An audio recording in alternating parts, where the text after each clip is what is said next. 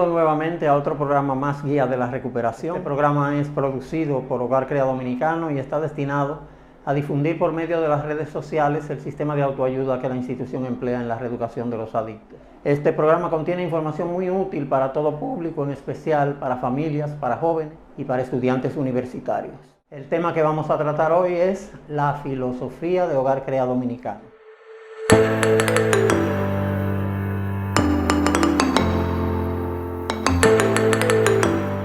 La palabra sentido significa que yo nazco con cierta idea de algo. Cuando yo digo tengo el sentido de la justicia, es que tengo cierta idea de lo que es la justicia. El que actúe o no actúe justamente ya es otra cosa. Cuando yo digo tengo el sentido de la lealtad, es que tengo cierta idea de lo que es la lealtad. Porque el sentido tiene que ver con la construcción del carácter y es la parte que me indica qué es lo que yo debo asimilar. El carácter lo definimos en la filosofía como la experiencia que se va acumulando al convertirse en vivencia. Quiere decir que para entender la palabra sentido necesito entender los contextos de asimilación que también están en nuestra filosofía. Los contextos de asimilación están referidos a la asimilación de las terapias y por eso cuando usted lo lea va a ver qué son conocer, para qué sirve la terapia, en qué consiste mi participación, entender la evaluación de la personalidad que resulta de la misma o en qué consisten los problemas temperamentales y las debilidades del carácter, reconocer la capacidad del carácter que tengo que trabajar y enseñar lo aprendido a mis compañeros, porque la mejor manera de aprender es enseñar. Fíjense que da un salto desde conocer, entender y reconocer a enseñar y no nos dice, pero ¿en dónde quedó la asimilación? Bueno, se debe presuponer que desde el conocer, entender y reconocer pasa al practicar, del practicar pasa al aprender, del aprender pasa a asimilar y cuando ya ha asimilado entonces puede enseñarlo con el ejemplo. De eso se trata de enseñar, no de pararse frente a un pizarrón a dar una clase, sino del enseñar del que habla la generatividad, la capacidad de enseñar con el ejemplo. ¿Por qué? Porque usted ha asimilado algo. Ya usted no es justo solo porque habla mucho de la justicia, sino que yo observo que en su comportamiento usted enseña lo que es ese valor porque lo ha asimilado. Ha pasado a formar parte de sus pensamientos, de sus sentimientos y de sus actos. Como cuando asimila la comida, que la asimiló cuando ha pasado a formar parte de cada célula de su cuerpo y no la asimiló cuando la vomitó o la defecó. Esa es la parte que no asimiló, la que no pudo formar parte de su constitución, de su esencia. Perfecto. Entonces, observen que los contextos de asimilación, entre paréntesis, debiéramos aclarar lo que es un contexto. Un contexto es un marco de referencia. Me marca los límites dentro de lo que yo debo desarrollar algo. Si, por ejemplo, vamos a tener alguna conversación y esa conversación decimos que el tema a tratar serán los burros y yo empiezo a hablar de jirafa y de caballo, me salí del contexto, porque el marco de referencia era los burros. Entonces, en cuanto a asimilación se refiere, los contextos de asimilación lo que me describen son los pasos que yo tengo que seguir para lograr la perfecta asimilación. Y me dice que esos pasos son conocer, entender, reconocer, practicar, aprender a asimilar y ahí lo podré enseñar después que lo asimile. Si no me salgo de ahí, logro la asimilación. Fíjense que el conocer, el entender y el reconocer pertenecen al campo de lo cognitivo. Pues bien, conocer, entender y reconocer son el sentido de algo. Y como dijimos con respecto a la justicia, el hacerlo o no hacerlo es el haberlo asimilado y por lo tanto la capacidad de poder enseñarlo. ¿En qué sentido? La palabra sentido significa conocer. Conocer a través de los sentidos, la percepción. Es el primer acercamiento que tengo con algo cuando lo quiero asimilar. Por ejemplo, si yo quiero asimilar esta definición, lo primero que tengo que hacer es leerla. A través del sentido de la vista, yo tengo mi primer acercamiento con eso y aunque de primera instancia no la entienda, por lo menos ya la conozco. Es el primer paso para poder asimilar. Cuando uno dice, por ejemplo, yo he sentido un ratón en la habitación, lo que estoy diciendo es que conozco el hecho de que hay un ratón en la habitación porque lo he percibido a través de alguno de mis sentidos, el oído, el olfato, migajas que vi por el piso o materia fecal, lo que sea. Entonces, en ese sentido, nacer con un sentido de dignidad y del orgullo, en primer lugar, lo que significa es que yo conozco, o que todo el mundo conoce, la dignidad, todo el mundo conoce el orgullo, todo el mundo conoce la culpabilidad y todo el mundo conoce la vergüenza porque en algún momento de su vida las ha sentido. El segundo contexto es entender. Entender significa saber lo que es y saber lo que no es. Por eso, para que los conceptos se entiendan, es que los diccionarios escriben las definiciones. ¿Qué es una definición? Definición es como una línea que yo le trazo al contorno del concepto, y esa línea que sirve de frontera entre el concepto y todo lo que no es, me permite saber exactamente lo que es por la definición. Fíjense que el conocer del contexto de asimilación, en cuanto a cognición se refiere, está aliado con el primero de los puntos básicos de las terapias que tenemos también en la filosofía. Para conocer, tengo que atender. Y el entender, el segundo contexto de asimilación, está aliado con los dos siguientes puntos básicos. Para entender, tengo que clarificar y señalar contradicciones, porque entender significa saber lo que es y saber lo que no es. Entiendo algo en función de su contrario, entiendo el día en función de la noche. Entiendo el respeto y el valor que tiene el respeto en función de lo que siento que vale el irrespeto. En ese sentido, cuando decimos que nacemos con un sentido de la dignidad y del orgullo propio, además de que estamos diciendo de que conocemos la dignidad, el orgullo, la culpabilidad y la vergüenza porque las hemos sentido, también estamos diciendo que entendemos la dignidad en función de la culpabilidad y entendemos el orgullo en función de la vergüenza, porque los podemos diferenciar. No es lo mismo sentirme digno que sentirme culpable. No es lo mismo sentirme orgulloso que sentirme avergonzado. Entender es parte de ese sentido, porque el entendimiento significa eso mismo. Cuando lo que yo estoy diciendo, si usted lo está entendiendo, es porque para usted tiene sentido. Pero si usted dice yo no estoy entendiendo lo que Manzano dice, es que para usted no tiene sentido. Entonces ese es el segundo significado de la palabra sentido en cuanto a entender. Contenido dentro del sentido que queremos explicar, porque ya vimos en la misma definición del lema que una sola palabra puede tener dentro muchas diversificaciones. El tercer contexto de asimilación es reconocer. ¿Reconocer qué? Reconocer la dirección a seguir. Ese es el sentido. Cuando yo digo el sentido en el que crecen los árboles, estoy reconociendo que la dirección de la que estoy hablando es vertical, el sentido de la manecilla del reloj. Sí, para mí de aquí para allá, para ustedes de aquí para allá. Entonces sentido también significa reconocer la dirección a seguir, sentido en el que van las sombras en oposición a la luz, la dirección.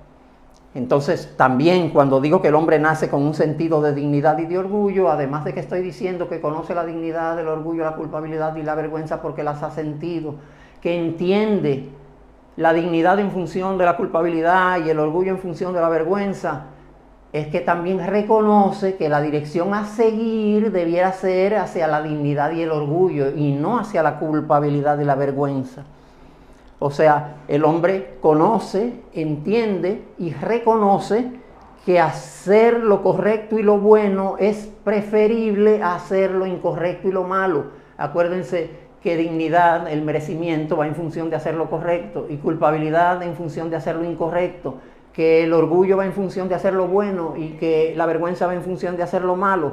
Correcto, incorrecto, bueno y malo son el fundamento de la ética por un lado y de la moral, que tiene que ver con las acciones humanas en orden de su bondad o malicia. La ética dice, también se refiere a la moral, pero en función de las obligaciones. Se refiere a que a veces algo que es correcto puede no ser bueno, porque lo bueno y lo malo es absoluto. Lo correcto y lo incorrecto es relativo. Por ejemplo, matar es malo, pero en una guerra es lo correcto, porque es obligatorio. Decir la verdad es bueno, pero estarle cantando verdades las 24 horas del día a una persona es éticamente incorrecto porque no es obligatorio. Pues bien, entonces tenemos que el hombre nace con el sentido de la dignidad y del orgullo, que significa que conoce, entiende y reconoce que la dirección a seguir de su comportamiento debiera ser querer hacer lo correcto y querer hacer lo bueno, porque es preferible sentirse digno y orgulloso que culpable y avergonzado. Ahora bien, aquí está la gran pregunta. ¿Por qué si el hombre nace con el sentido de la dignidad y del orgullo, por qué si la naturaleza se ha preocupado en la arquitectura de su mente colocar esa brújula moral que le dice esto es correcto, esto es incorrecto, esto es bueno y esto es malo, como una guía de su comportamiento? ¿Y por qué si desde su cognición conoce, entiende y reconoce que la dignidad y el orgullo son preferibles a la culpabilidad y la vergüenza, por qué a la hora de actuar es posible descanalizar la conducta? Eso es lo que plantea la filosofía, esa incógnita. Fíjense que no se explica porque el individuo ya tiene las 3/4 partes del camino recorrido, ya conoce, ya entiende, ya reconoce lo que es la justicia, pero a la hora de actuar a veces no soy totalmente justo. Ya conozco, entiendo y reconozco el valor de la lealtad en la amistad y para con la pareja, pero a la hora de actuar los traiciono a ambos eventualmente. ¿Por qué sucede eso? La filosofía larga nos aclara. El hombre nace con un sentido de dignidad y de orgullo, pero una tormenta ha obstaculizado el crecimiento de su dignidad y de su orgullo. ¿Cuál será esa tormenta? Esa tormenta es la inversión de valores en la comunidad. Fíjese que lo que crea la confusión a la hora de elegir, la razón por la que yo retardo la decisión de devolver la cartera, en el ejemplo que pusimos anteriormente, es que la inversión de valores me confunde. O sea, que será lo más beneficioso para mí, sentirme digno y orgulloso, o ya no sentirme culpable y avergonzado, sino perder esta oportunidad de resolver mis problemas. Fíjense que empezamos a hacer una correlación entre los contextos de asimilación y los puntos básicos. Dijimos que el primer contexto de asimilación, conocer, se correlaciona con el primer punto básico de atender, que el segundo contexto de asimilación, de entender, se correlaciona con los dos siguientes puntos básicos de clarificar y señalar contradicciones, porque entender significa saber lo que es y diferenciarlo de lo que no es. Si no hay esa diferenciación, no se entiende, queda confuso, lo confunde con otras cosas. Y el tercer contexto de asimilación es reconocer la dirección a seguir, lo cual se consigue con el plan de trabajo. El crecimiento va a ser el resultado del seguimiento al plan de trabajo. Entonces, ese plan de trabajo solamente puede llevarse a cabo cuando se pone a funcionar la facultad de elegir, que habíamos dicho que el mérito de la dignidad y el mérito del orgullo y el sentido de esas dos cosas que tiene fundamento, que en nuestra esencia ese mérito existe, nosotros o lo ponemos a funcionar o no lo ponemos a funcionar, pero no hay elección de lo malo. La única libertad posible es la voluntad de hacerlo, la única autonomía que existe es la autonomía moral, no hay otra. Lo malo surge cuando, como dice la filosofía larga, una tormenta obstaculiza el crecimiento del sentido de la dignidad y del orgullo, porque entonces ese mérito, en vez de estar funcionando, está dejando de funcionar o está funcionando mal. La pregunta que estamos haciendo es precisamente por qué, si el individuo conoce, entiende y reconoce que hacer lo bueno es preferible que hacer lo malo y que hacer lo correcto es preferible que hacer lo incorrecto, porque cuando actúa a veces actúa de manera incorrecta o hace cosas malas, de las que ha decidido no tomar ninguna decisión, que fue lo que explicamos, que no es que lo elige, ha decidido no ser el sujeto de esas acciones porque no quiere responsabilizarse de ellas. Bueno, esa disociación en la mente, que es lo que ocurre, porque el sujeto lo que ha hecho es dividirse en dos. Hay una parte de él que lo está observando y mirando lo que él hace, como si no tuviera potestad de hacerse cargo de eso. Por eso explicamos que el resultado del proceso es el cambio de actitud y que ese cambio de actitud nada más se consigue cuando el individuo logra entender que él es el responsable de sus acciones, o sea que él es el dueño de sus actos, el sujeto de todas sus acciones. La pregunta sigue en el aire, ¿por qué? ¿Por qué en ese punto, con las 3/4 partes del camino recorrido, se descanaliza la conducta? Fíjense que lo que sucede ahí es la misma razón por la que en la orientación al residente cuando ingresa se le dan a conocer los contextos dentro de los cuales debe mantenerse su actitud para lograr la asimilación del tratamiento y que esos contextos forman parte del compromiso existencial. Esa postura existencial dijimos que es no justificarse, dejarse llevar, ver el objetivo a todo y no cuestionar. Bueno, en nuestra propia conciencia, cuando tenemos el conocimiento, el entendimiento y el reconocimiento de que es preferible actuar correctamente y bien que actuar incorrectamente y mal, lo que nos confunde es, lo que no nos permite escuchar la voz de esa conciencia, es que en primer lugar nos justificamos, es decir, pero si otro lo hace, yo también lo puedo hacer. No nos dejamos llevar porque la conciencia nos está diciendo una cosa y nosotros decimos, pero la cuestionamos y no le vemos objetivo porque la inversión de valores lo que plantea es que el mal deja dividendos mejores y más rápido. Y en la sociedad de consumo que nos educa para la dependencia de productos, dependencia de servicios, es la sociedad comercial.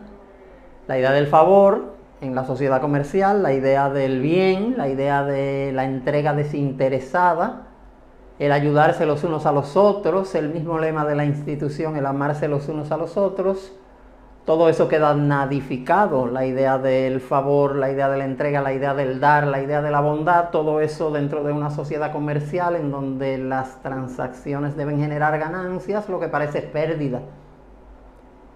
Entonces mi brújula, el sentido de la dignidad y del orgullo, aunque me está apuntando hacia el norte, contradice todo lo que yo vengo aprendiendo desde pequeño, influenciado por el mismo ambiente social, mecanizado. ¿Por qué tengo que hacer esto de favor si puedo cobrar? No debiera relacionarme con este porque este no me puede generar ganancia, o esta relación o esta pareja no me conviene porque no me hace lucir bien. Si me voy a relacionar con ella, lo voy a hacer escondido.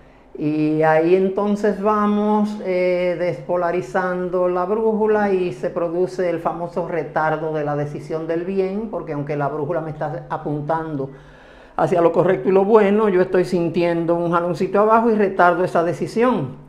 Recordemos que no hay decisión de hacer lo malo, simplemente el sentido de dignidad y del orgullo que tiene que ver con lo correcto, con lo bueno, pero también con la apreciación de lo bello, de lo feo, de lo conveniente, de lo inconveniente, de lo apropiado, de lo inapropiado, etc. El sentido de la dignidad y el orgullo me está diciendo, bueno, yo debiera lavar la ropa, pero mientras tanto, por el esfuerzo que da esa voluntad de hacer lo bueno, que es mi única libertad posible, yo estoy retardando la decisión y no me estoy dando cuenta de que mientras más retardo la decisión de lavar la ropa, lo que se está haciendo es lo contrario, no estoy lavando. Y así sucede con el bien y el mal también. Entonces, en definitiva, lo que tenemos aquí es algo muy importante, que el último baluarte en la sociedad de los valores éticos y morales son las comunidades terapéuticas, porque esa es su filosofía. El hombre solamente puede desarrollar su personalidad cuando se convierte de hombre en ser humano, y para convertirse en ser humano sus acciones deben estar dirigidas, orientadas por los valores éticos y morales que aclara la filosofía larga, principios religiosos, valores y el reconocimiento de los mismos para su conducta. Y por último, ya para terminar, vimos que la frasecita que nos queda es este deseo de ser aceptado, este deseo de amar, este deseo de ser amado, este deseo de participar y de sentirse útil, son las necesidades básicas de la persona. Y habíamos visto cómo la posibilidad de llenar esas necesidades era lo único que podía salvarnos de generar ese vacío existencial que pudiera conducirnos a las conductas que están descanalizadas, que no siguen el contexto de asimilación, lo que dicta el sentido de la dignidad y del orgullo. Y obviamente ahora entendemos que lo que nos quiere decir la filosofía es que el hombre necesita ser aceptado, necesita amar y ser amado, necesita participar y sentirse útil, pero sin dignidad y orgullo, es decir, haciendo lo incorrecto y lo malo, va a poder llenar esas necesidades. Porque haciendo lo incorrecto y lo malo, en vez de ser aceptado, va a ser rechazado. Haciendo lo incorrecto y lo malo, en vez de ser amado, va a ser odiado. O alguien va a quedar resentido con él. Y en vez de participar y sentirse útil, a la persona que no hace las cosas correctamente ni bien, nadie le va a dar participación. Hasta aquí llegó todo lo que teníamos que decir sobre la filosofía.